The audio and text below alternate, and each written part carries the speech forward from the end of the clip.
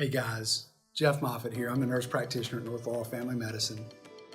I'm standing at our construction site at 3115 Audubon Drive. Hopefully we'll be open here in the spring. Until then, we're practicing at 216 South 13th Avenue. Feel free to stop by and see us. What a great month we just finished. Man, I just can't thank you guys enough.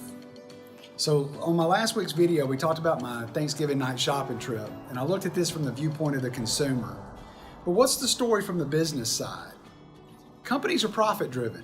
They exist to make money. That's not a bad thing. Nobody opens a business to go broke.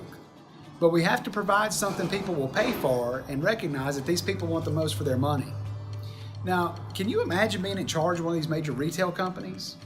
You got these stockholders to answer to, bonuses to make, goals to hit, and a salary to justify, in addition to this huge overhead. Your relationship is with this business, so that's your priority. You know that the only way for you to prove your value is to make more money. So what do we do during this time of high competition and low profits? Well, we try to figure out how to get people to buy what we want to sell. And this is where marketing strategies and production cuts come in. If I can cut costs and sell more, surely profits will go up. But then I have to pay the marketers to come up with a way to get people to buy, and I have to increase my staff to handle the volume of the sales. And that drives the cost of business up. So I have to sell more to pay for the increase, and I find myself in this cycle that's never ending. And as product value goes down, the cost of delivery increases.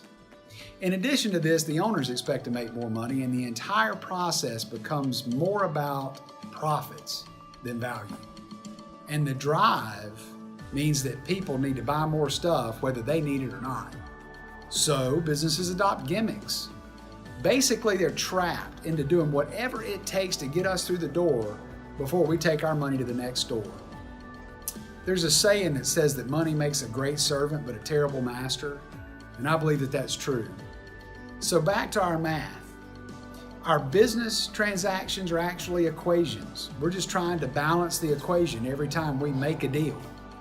When we say we got a good deal, or if we say we were ripped off, we're talking about value relative to cost.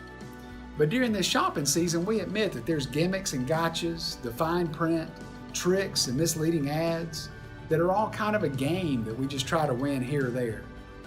Well, last week I left you with some questions, and I hope you've taken those seriously. Do we get more excited about the chance to find a deal than the chance to improve our life? And when it comes to our life, are we just a consumer fending for ourselves, getting the most out of what we can? Or are we part of something bigger that gives us purpose and meaning? Do we have a strategy or a goal for our life? Now, I'm going to leave the biggest question for us to think through until next week, but I know that you can already see where I'm going with this by now. Medicine is looking more and more like these businesses all the time. We advertise to drive volume. Then we cut visit times to increase production. And then we deal with the workload that leads to burnout. And before long, the patient ends up being treated like they're the problem. You ever been treated like you're the problem when all you needed was some help? Well, I want to tell you that if being a consumer of this high volume, low value business of medicine has left you asking whether you have the right to even desire more, I know a clinic designed with you in mind, and I would love to meet you.